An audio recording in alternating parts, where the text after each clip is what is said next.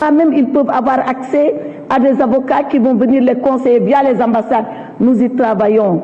Mais vous n'avez pas un budget qui permet cela. Si vous, députés, vous votez pour moi, ministre des Affaires étrangères, un budget qui permettra que nos ambassades soient dotées d'avocats, alors on aura des avocats partout. Mais c'est à vous de le faire. L'autre texte, c'est sur la prévention routière. J'ai également écouté les députés Pape Dianko, Alassane Ndoye, sur ce qu'il faudrait faire. Et je voudrais m'arrêter une seconde sur la réciprocité qu'on a évoquée. On a beaucoup parlé de réciprocité. Comment se fait-il que le Sénégal, lui, respecte sa signature et que les autres pays ne respectent pas? J'ai répondu en disant que le président Macky Sall dit que nous, lorsque nous signons, nous respectons, même si l'autre ne respecte pas. Parce qu'il est question d'honorer la signature du Sénégal. Ce n'est pas parce que le Mali nous fait des contrôles tous azimuts, que le Burkina Faso nous met le contrôle tous azimuts, que nous aussi nous devons par représailles faire des contrôles tous azimuts. Nous continuerons par la diplomatie, par le bon comportement, par l'exemplarité à montrer à tous ces États que c'est comme ça qu'on doit se comporter. Nit bu la lebalee lu bon fay ko lu baax bu la lebalee lu baax nga fay ko lu baax loolu mooy nit ku baax mais def nga mu lu bon dinaa la fekk ci lu bon loolu yow ba sa bopp yaa baaxul. C'est ça le refus de la réciprocité. Sur les statistiques, monsieur Daffé Mom, il nous a fait un cours de droit international et il est parti. Vous lui transmettrez ma réponse à son cours de droit international. Il a dit ici que oui, nous allons adhérer, on ne va pas ratifier. Je réponds non, on va ratifier, on ne va pas adhérer. L'adhésion est une notion bien précise en droit international. La ratification en est une autre bien précise en droit international. Quand on adhère, c'est parce qu'on a laissé passer le temps de la signature. Mais nous avons signé. Le Sénégal a signé en 2010. Les ratifications ont commencé en 2015. Donc depuis 2010, nous avons fini de signer. Nous pouvons ratifier quand nous voulons. Ce n'est pas une adhésion, c'est une ratification. Et voilà pourquoi on est là pour vous le demander.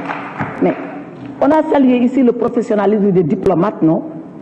Je voulais dire à l'honorable Daffé que diplomate sénégalais du ñuy cuune xam nañu li ñuy def balaa ngay wax nag dangay laajte ba xam li ngay wax lan la buñ la ko expliquer bu fekkee d'accord loo am nga droit sañ-sañ bañ a d'accord mais au moins nañu d'accord ci termes élémentaires yi lan mooy ratification lan mooy adhésion balaa taxaw fii di joxe ay cours de droit international. Ça c'est sur le bloc de questions techniques parce que monsieur le président, j'ai remarqué, pour ne pas me mettre à répondre dans tous les détails encore que j'aurais pu, mais c'est pour vous épargner cette difficulté. Il y a des questions techniques sur les ratifications, il y a des questions nationales et il y a des questions diplomatico-politiques. Donc toujours sur les questions techniques, le député Serigne Abo Mbacké Thiam, toujours sur les statistiques, nous dit quel intérêt, est-ce que nous avons un avantage? Mais nous avons un avantage. Le citoyen sénégalais lui-même a un avantage. Pourquoi? C'est la hiérarchie des normes qui nous protège. Quand le Sénégal ne prend pas une norme législative nationale pour dire voilà ce que je vais faire de mes statistiques et qu'il ratifie une norme internationale, la norme internationale s'impose sur la norme nationale. Donc, le fait pour nous d'adhérer à cette convention, à ce traité, protège encore mieux les Sénégalais dans le traitement, dans la collecte et dans la mise à disposition des statistiques. Et vous l'avez dit, et je suis d'accord, dans un État, les statistiques sont importantes en ce que c'est à partir d'elles qu'on fait tous les calculs sur le développement, sur l'économie, sur l'agriculture, sur la jeunesse, sur l'emploi. Tout découle des statistiques. Un a dit, on ne doit pas politiser les statistiques. Il faut distinguer entre la pensée, l'idéologie, le militantisme, l'appartenance d'un responsable et la matière elle-même. Moi, je défie quiconque de dire ici à l'Assemblée nationale que le Sénégal a pris des statistiques et a politisé à partir des statistiques. Parce que je ne sais pas dans quel débat nous sommes. Si nous sommes dans un débat, et je crois que nous sommes dans un vrai débat, mais il ne suffit pas de venir ici et de déclarer, il faut donner des preuves. Il faut donner des preuves que ça s'est passé. Si on nous dit que le directeur de la statistique a manipulé les statistiques du Sénégal dans le sens de la politique, oui, il faut le sanctionner. Mais si ce n'est pas cela, ne venez pas ici jeter en pâture vos compatriotes et vos parents. Ce n'est pas un bon exercice, ce n'est pas normal, ce n'est pas sain. Voilà moi ce que je déplore dans ce qui a été dit tout à l'heure. D'ailleurs, je remarque que, toujours pour revenir à M. Daffé, que l'honorable député Maïmouna Sen, je ne sais plus où est-ce qu'elle est, elle lui a déjà répondu. Elle lui a répondu sur les statistiques et sur l'adhésion. Donc, je crois que, sur le plan technique, Monsieur le Président, ces 4 projets de convention qui ont toutes les 4 leur utilité, leur pertinence et que le Sénégal a droit d'aller signer et que le gouvernement vous demande respectueusement de vouloir accepter leur ratification et de nous l'autoriser. Maintenant, les questions nationales, elles sont de plusieurs ordres. Il y a d'abord, et je termine, je commence par là où un honorable député a terminé, c'est le Hadjimaka qui est cher, c'est l'honorable député Woré Sarr. Et elle dit que du temps de notre papa, le président Abdoulaye Wade, on était à 2 millions. Mais Abdoulaye Wade, c'était 2000-2012, hein? Le monde n'était pas ce qu'il est aujourd'hui. Il faut tenir en considération la cherté de la vie, il faut tenir en considération toutes ces crises qui sont intervenues et qui ont eu des impacts financiers. Donc c'est la raison pour laquelle le billet ne peut pas être le même. Encore que le gouvernement du Sénégal fait beaucoup d'efforts pour mettre ce billet à un niveau raisonnable, permettant aux Sénégalais de pouvoir sacrifier à ce rythme extrêmement important. Beaucoup de députés sont intervenus, Mme Ndeye Satala Diop, l'honorable député Sanou Dione, sur le rapatriement des Sénégalais. Pour l'honorable député Sanou Dione, je voulais lui dire, mon cher Sanou, le Sénégal n'a jamais signé, n'a jamais ratifié, n'a jamais négocié que tout Africain perdu en Europe doit être rapatrié au Sénégal. Ça n'existe pas. Ça n'existe pas. Ça n'existe pas, il n'y en a pas. Quand vous parlez et que vous avez des textes, donnez-nous-les. Donnez-nous-les. Il n'y en a pas. Nulle part le Sénégal n'a signé ça. Le Sénégal a des accords en bilatéral avec des pays sur la gestion de l'immigration des Sénégalais, sur le rapatriement à la condition que ce soit les Sénégalais. Mais sinon, pourquoi on fait des missions d'identification? Pourquoi? Si on doit rapatrier tout le monde, mais pourquoi on envoie des policiers avec des machines du Sénégal pour vérifier que ce monsieur qui dit qu'il est sénégalais, qu'on a la preuve qu'il est sénégalais avant de le prendre? Et les missions d'identification, c'est les missions les plus difficiles. Parce que les Sénégalais, parfois, ils ne veulent pas qu'on les identifie comme Sénégalais. Comme parfois, et c'est vrai, vous avez raison, il y a d'autres ressortissants des pays de la sous-région qui viennent dire « nous sommes des Sénégalais ». Vous savez pourquoi ils le disent? Parce que très souvent, quand ils disent qu'ils sont Sénégalais, ils bénéficient des services consulaires sénégalais. L'État du Sénégal fait tellement pour les Sénégalais que beaucoup de pays viennent, sous prétexte qu'ils sont Sénégalais, bénéficier de ces mesures-là. Et à l'identification technique, on se rend compte que ce n'est pas des Sénégalais. Mais si ce n'est pas des Sénégalais, on ne les prend pas, on n'a même pas le droit de les prendre. Et ça, c'est des discussions, des enquêtes sur plusieurs jours, sur plusieurs mois. D'ailleurs, que le ministère des Affaires étrangères ne mène même pas, que le ministère de l'Intérieur mène. Vous savez pourquoi? Parce que c'est lui qui détient le fichier de l'identité nationale. C'est le ministère de l'Intérieur qui peut dire, ce monsieur-là, oui, je peux attester qu'il est sénégalais. Nous avons la biométrie, non? Qui peut tricher avec? Personne. Voilà pourquoi dire que nous avons signé une convention où tous les Africains qui se disent sénégalais sont rapatriés, cela n'existe pas. Très respectueusement, il n'y en a pas. Il n'y a que les Sénégalais qui reviennent au Sénégal. Maintenant, pourquoi ils reviennent? On a parlé du cas de l'Allemagne. Vous savez, beaucoup de ceux-là qui sont rentrés d'Allemagne, je ne voudrais pas le dire, mais c'est la vérité.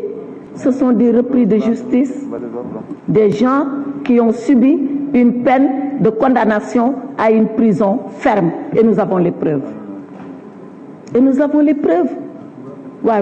Est-ce qu'on peut dire à quelqu'un, ni suñuy doom lañu, def nañu jëyi seen dëkk, dañ leen tëjoon foofu kaso, mais ba tey denc leen rek? On ne peut pas. Ils sont en situation irrégulière, ils sont en situation délictuelle. on nous demande de les reprendre. Mais ñoom, pour leur propre sécurité, ce qu'il nous faut même nous, c'est de les reprendre et de les ramener au Sénégal. Les ramenant au Sénégal, j'ai aussi entendu, oui, on les a laissés là, on ne les a pas aidés. Sur la Tunisie, encore une fois, Monsieur le Président, je voudrais ici dire solennellement, et preuve à l'appui, que tous les Sénégalais qui rentrent, qui arrivent ici, le ministère des Affaires étrangères est à l'aéroport avec eux. Je ne sais pas quel est le privé qu'il a été, il a été pour son compte, mais l'État est là-bas avec le ministère des Affaires étrangères. On leur donne un pécule à chacun d'entre eux. Et d'ailleurs, très souvent, quand ils ont mangé le pécule, ils se sont arrangés pour retourner. Mais ce n'est pas grave. Donc, il ne faudrait pas venir ici dire que l'État était absent. On n'est pas absent. À 2h, à 4h du matin, à 1h du matin, à 8h le matin, on est toujours à Dias pour accueillir des Sénégalais. Mais ça, au moins, il faut le reconnaître à votre État. Ça ne sert à rien de le dire, alors que ce n'est pas vrai. On est là et on leur donne des pécules. Ceux-là de Tunisie, je me rappelle très bien. Quand on a voulu donner le pécule, certains ont dit oui, donnez-leur 200 000, parce que c'était 100 000 la règle. On a dit, mais si on donne 200 000, et après qu'il y ait encore autre chose, on va respecter la règle. On l'a respecté. Tunisie, pour en parler, honorable Québec. Au départ, ils étaient 164 à s'être inscrits. On a dit au président, mettez un avion en place. Et je vais être honnête, je faisais partie, moi, des gens qui disaient que les Sénégalais vont s'inscrire, à la dernière minute, ils ne vont pas venir. C'est exactement ce qu'ils ont fait.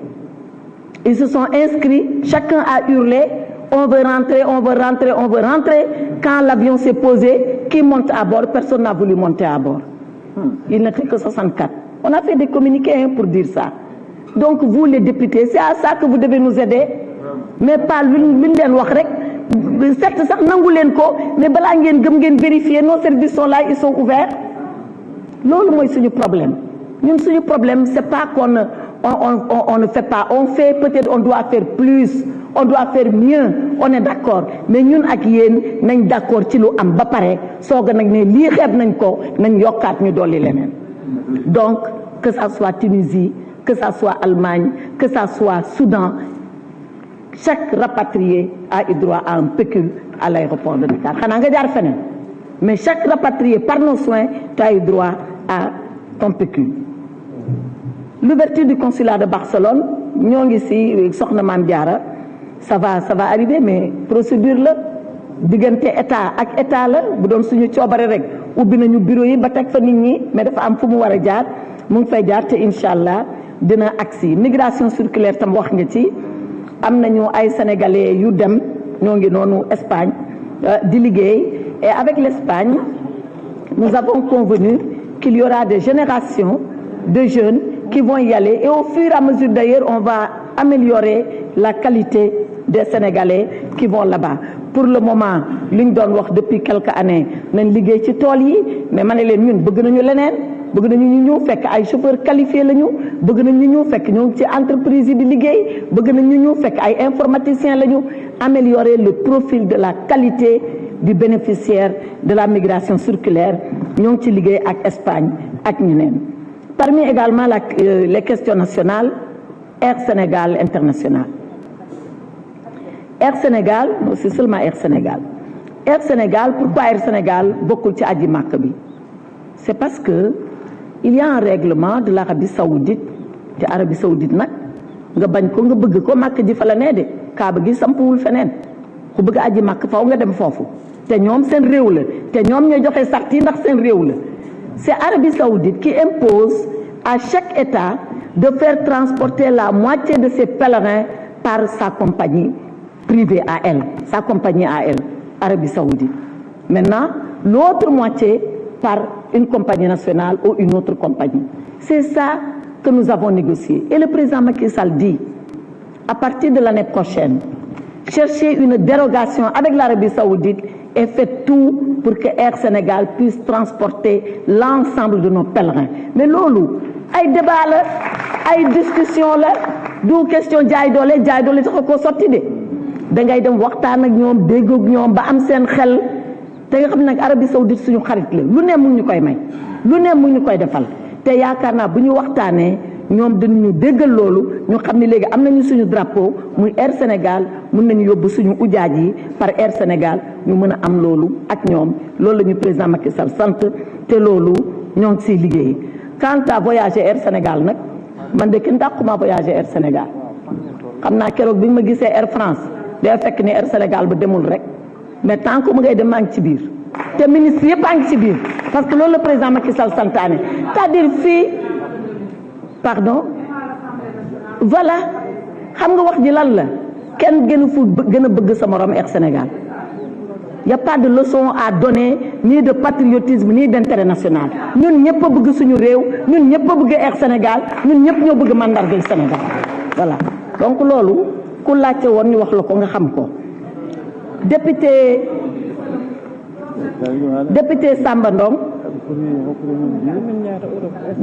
Samba Ndong ki Samba Ndong waaw séeréer nga rek moo tax waaw mais tukulóor buy wax séeréer buy bëgg wax tuuru séeréer mun na si juum Samba Ndang ala léegi du kontaan nga waa ma ni avant tout moi je voulais vous féliciter pour la proposition gis nga man kuy def proposition dama lay déglu ba nga jeexal parce que tout compte fait on est là que pour ça, pour améliorer le travail. Vous avez beau être sérieux, vous m'avez dit ici des propositions que j'ai notées.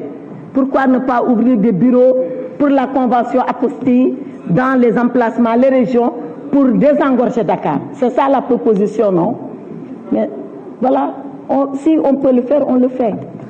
Parce que notre intérêt, c'est pas de voir les gens en train de faire la queue, en train de se bousculer, en train de... Bon, il y a quelques mois, ça n'existait pas parce qu'on n'avait pas encore ratifié la convention. On n'avait pas adhéré à la convention apostille. Donc c'est pour vous dire que les choses vont progressivement. Même chez les serrères là, il fait des jours et des jours. Donc ça va venir, Inch'Allah.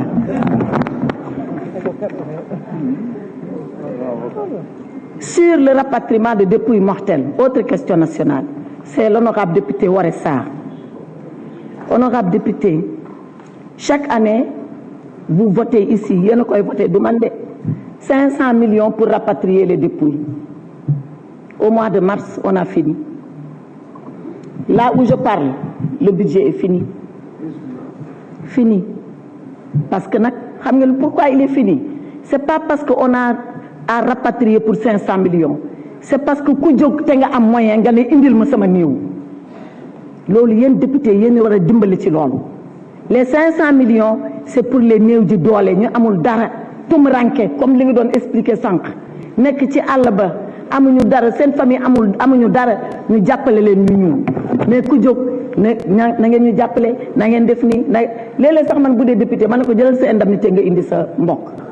Bu dee sa ministre ma ne jëlal salaire nga indi sa mbokk parce que nañ waxante dëgg lii jëmul kër on ne peut pas continuer comme ça il faut un jour qu'on s'arrête et si on doit s'arrêter yàlla na fekk déggu nañu ci loolu mais en tout cas moi c'est un énième appel que je lance chaque année je l'ai lancé à l'occasion du débat budgétaire chaque fois que j'ai eu l'occasion de venir à l'Assemblée nationale pour nee leen jàppale leen ñu ci rapatriement de dépouilles yi ku mën a jàppale sa mbokk sa dépouille ñëw na nga ko jàppale dépouille am ñëw parce que dégg ci bitim réew neexul dégg ku dee bitim réew neexul mais il faut que loolu ñu jàppante ñu d'accord ci parce que lii mënul continuer mais ñoo ngi ci sooxaale di seet à chaque fois en réfléchissant de façon pratique de façon particulière qui on peut ramener qui on peut demander à sa famille de nous dispenser de cela.